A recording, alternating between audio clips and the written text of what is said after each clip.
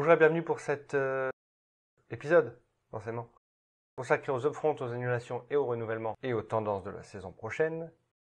J'ai avec moi Elodie, de Sur nos écrans. Merci pour l'hésitation. Bonjour Tom.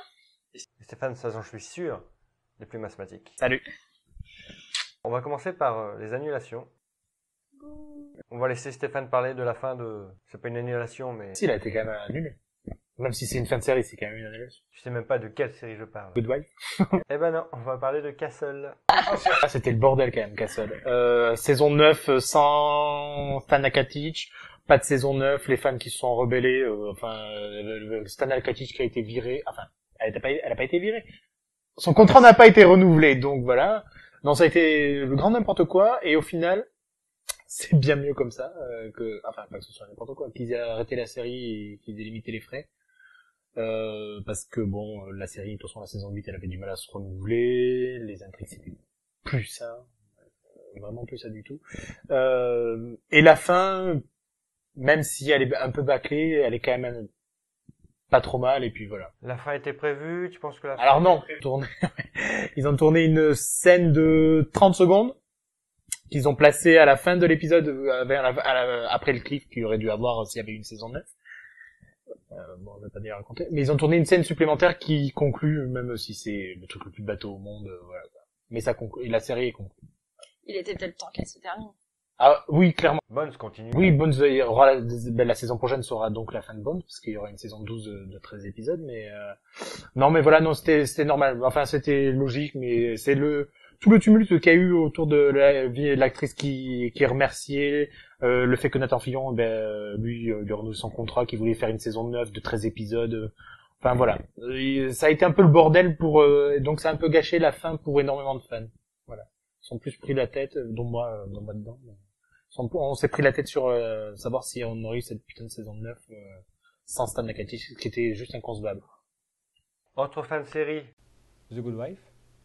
Ça a été décidé, je vais pas dire au dernier moment parce que là on a eu une vraie fin, même si les gens contesteront pas cette fin-là.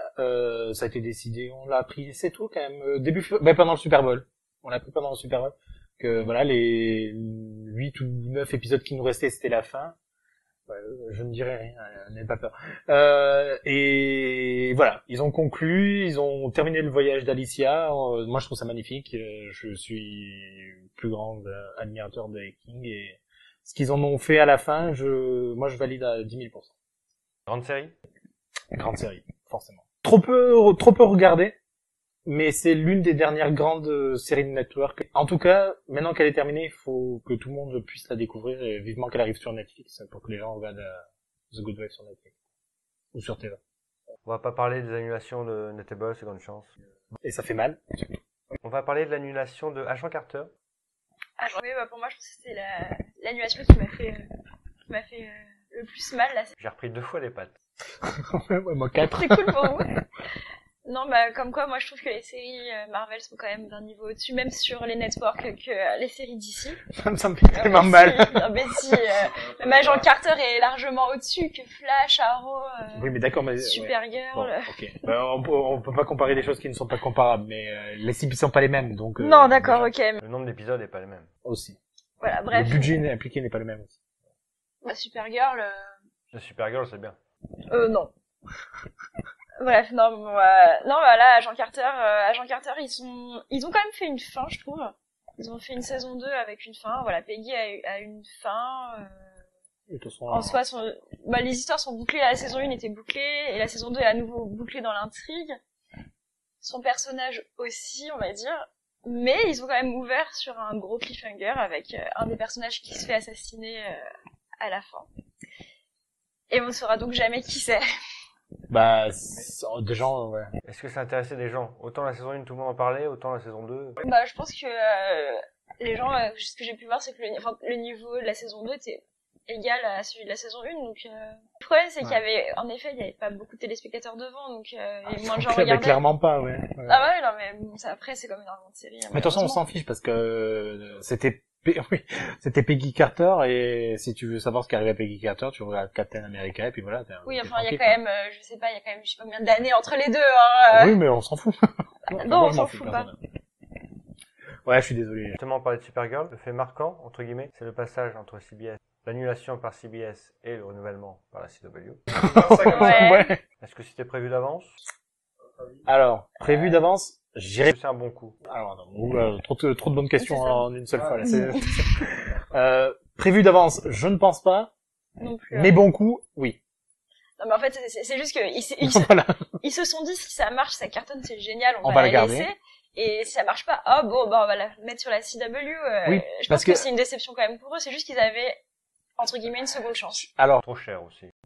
ouais. Oui. Bah, je suis pas sûr que ce soit vraiment une déception, mais alors ils ont tenté de renouveler leur cible. Ils ont essayé d'attirer des jeunes. Alors Limitless en fait partie, même si je suis pas. Quand ils ont essayé avec Supergirl, ça n'a pas marché. Mais le fait, je crois que ce qui a permis à Supergirl d'être sauvée, si on peut dire ça comme ça, c'est le crossover, avec The Flash.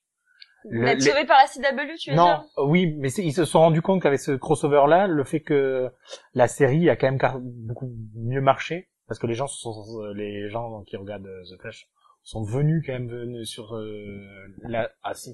si les scores ont augmenté. Et puis après, une fois que le crossover... Ça veut dire que c'est pas le même public. Ah oui, mais il y a quand même les gens de The Flash qui sont quand même venus. Ça veut dire que les gens de Flash ne regardent pas Supergirl.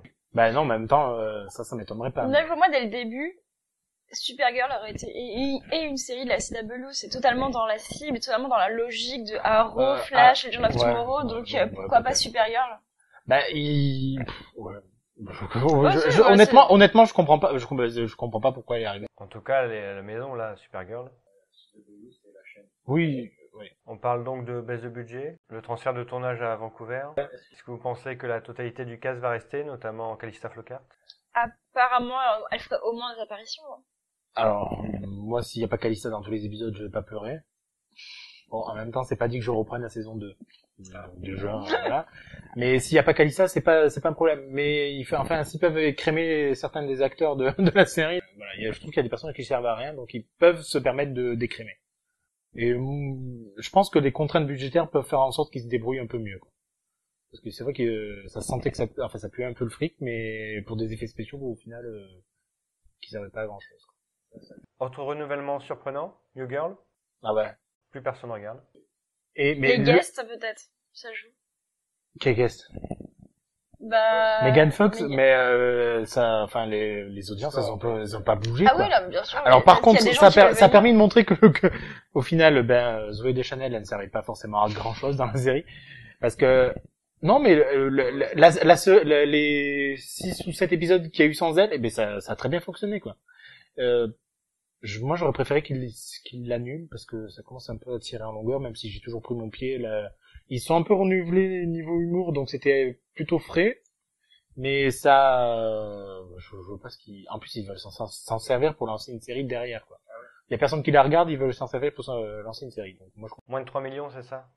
bah, ouais. Je te raconte même pas les taux 18-40. Once Upon a Time. Je comprends pas qu'il y ait, 4 saisons, c'était bien largement, non, 5 maintenant, excusez-moi même. On en a 5 saisons. Voilà, ils auraient peut-être dû limite s'arrêter à la fin de la 4e, la 5 était déjà trop. Donc la 6, je vois même pas ce qu'ils peuvent faire. Mais ça fonctionne, c'est pour ça. Non, ça fonctionne plus, non. Bah, alors, ça fonctionne pas, moi, mais ça fonctionne, parce que sinon, je pense qu'ils l'auraient jeté comme C'est quand même très bas, je pense que c'était, pour moi, c'était à peu près la même audience que Revenge, non?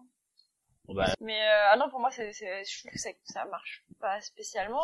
Mais donc, comme Quantico. Hein. Est-ce que ça serait Disney qui sauve du Disney, quoi? Mais étant donné qu'ils y remettent tous leurs personnages, bah. C'est ça, c'est qu'ils ont amené, voilà, on va avoir, c'est devenu Docteur, Jekyll et Mr. Hyde sûrement en saison 6.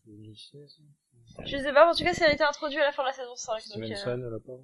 Ok, mais ouais. Mais non, mais pour moi, c'est devenu un produit marketing plus qu'autre chose, quoi, Once Upon a Time. Et encore, voilà, c'était drôle quand ils ont renouvelé en parlant de la Reine des Neiges et tout ça, donc début de saison 4. Mais là, les thèmes abordés cette année, avec Camelot, pas d'intérêt, et puis là, après, c'était Hades, le dieu des enfers. Enfin voilà, il y avait vraiment pas d'intérêt, quoi. Et là, ils ont fini. Est-ce qu'Hercule est venu au moins? Un épisode? Ah ouais, d'accord, donc il y a vraiment aucun intérêt. Oui, ils ont fait apparaître Zeus aussi, mais ça a duré 30 secondes. Inutile. Bah, Est-ce vraiment inutile? Après, tout dépend. C'était pourquoi? C'était Hades, c'était pour se servir de méchant selon. Ah non, bah non, parce que Hook a fait en sorte que Hades meure et donc Zeus a voulu le récompenser alors que Hook devait mourir et l'a fait revivre. Voilà, c'était magnifique. Ah, une intrigue comme ça. C'est concocté aux petits oignons, quoi. C'est magnifique. Ah, mais c'est cette saison 5. Désolé, je lirai. Ça me fait du mal de dire du mal, mais bon. Bon, ben Elodie, il est temps de laisser ta place à Alix. Oui. Banshee, quelque chose? Banshee, ouais. Je suis encore tout émotionné du final de la semaine dernière. Alors, ils ont été pris de court aussi, quoi. On leur a dit, bon, bah, les gars, vous nous faites une dernière saison, vous réduisez les coûts, vous déménagez. Donc, ils ont concocté une fin on plus ou moins... réduit les coûts, mais on vous ajoute 12 coups. D'accord. Ok. Oui, mais voilà. Mais je crois qu'elle a bouffé une partie du budget, quoi. Ah. Mais non, c'était beaucoup moins percutant que les 3 premières saisons. On a beaucoup eu, enfin on a quasiment pas eu d'ailleurs de scènes d'action qui sont autant marquantes que celles de la saison 3 par exemple. Mais malgré tout, la fin était sympa. Voilà. L'intrigue sur le serial killer, c'était un prétexte au final. C'est un peu triste, mais non, c'est mitigé, mais content de la fin. Et j'aime bien te poser cette question. Grande série? Ah putain. Non, mais il faut quand même la regarder. Parce qu'elle propose quelque chose d'intéressant et qu'on voit pas, qu'on n'a pas vu et alors ils disent que Quarry s'approchera de Banshee, la Cinemax, là ils essayent de nous dire que voilà. Mais non, c'est quand même une série à regarder parce qu'elle propose quand même quelque chose de très particulier qui a un univers vraiment intéressant à découvrir. On passe maintenant au cas chaîne par chaîne, on va dire, avec une tendance qui se dégage. Stéphane a eu la pertinence de relever ce propos, c'est que chaque chaîne, sauf CBS, et la Fox, donc on va dire que 3 chaînes. 3 sur 5, c'est déjà pas mal. Sont un peu l'empire d'un showrunner particulier. Ou quoique la Fox est Lee Daniels, si avec son spin-off qui arrive vrai. de Empire, il peut aussi bien se débrouiller. Donc CW avec Berlanti, Oui. NBC avec Dick Wolf et ABC avec Shonda Rhimes. Ouais. Question tout de suite sur CW, est-ce que c'est pas devenu l'empire DC Comics maintenant? Oui, clairement, parce que les séries d'ici vont ouvrir 4 des 5 soirées de CW. Bon, alors après c'est peut-être pas forcément ce qu'ils devraient faire, mais CW qui a renouvelé totalement sa grille, sauf Containment. Beauty and the Beast c'est annulé, non? Ouais, mais c'était C'était diffusé. Non, mais la saison 4 elle a pas commencé encore. Bon, ok. C'est une série d'été maintenant. Oui, voilà, c'est ça, ouais. Bon, enfin bon, ils ont tout renouvelé, ils avaient plus trop de place, ils ont casé Supergirl, et voilà, ça fait du DC partout, ça fait du Berlanti partout. Bon, en même temps, Berlanti écrit sur d'autres chaînes, hein, enfin, il produit sur d'autres chaînes, donc, voilà. Mais il y a tout... Je suis pas forcément fan de Berlanti, mais voilà. Moi, je trouve que c'est un peu trop. Mais alors, après, moins que Shonda, mais bon.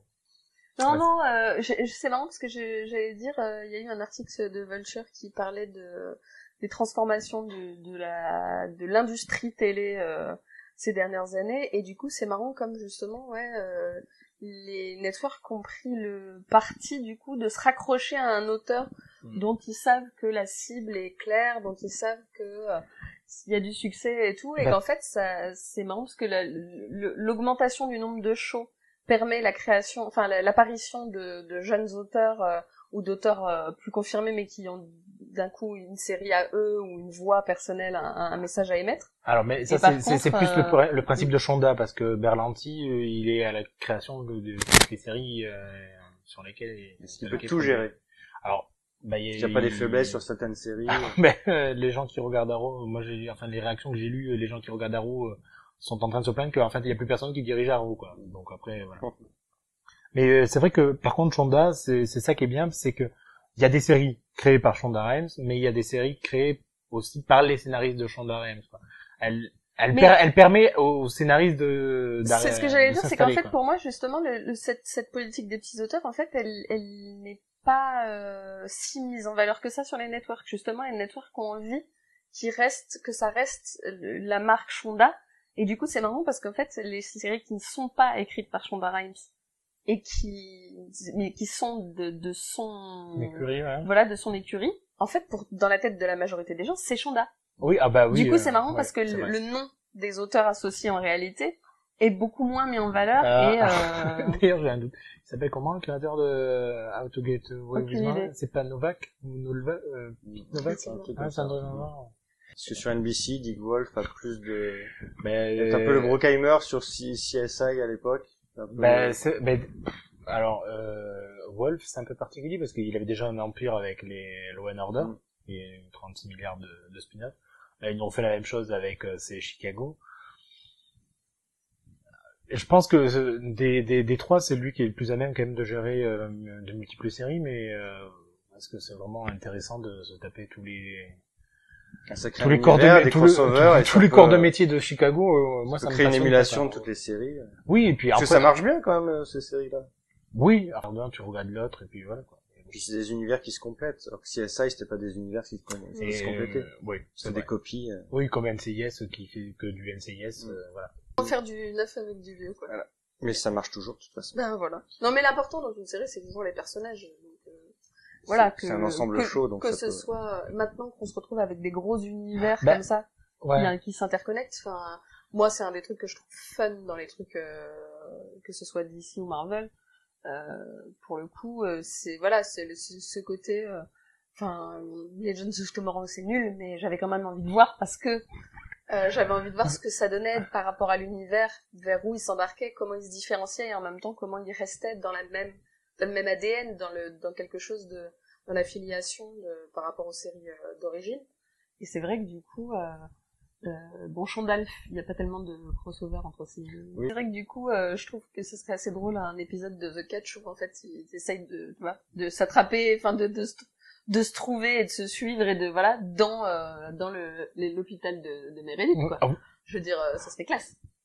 oui, pour un clin d'œil quoi, mais Bien faudrait sûr, pas que ce pour un soit. clin d'œil. Faudrait... Mais tu vois, pour un on épisode, pourrait, pour oui, un- on pourrait un voir crossover. passer les personnages dans le fond, ça pourrait être sympa, mais bon après, ça n'a aucun Ok. intérêt. Et merci Stéphane. Avec plaisir. Merci Alix. Merci Elodie, qui est derrière. Si vous n'avez rien à rajouter, Non. on conclut ici. Retrouvez-nous sur Twitter, sur PodCloud, sur iTunes, et partout. On est partout. Et sur Cinéma Radio, évidemment. À bientôt, et à bientôt. Ciao. Oui, tu peux regarder sur les... y a 3 rouges. non, 2. Ah.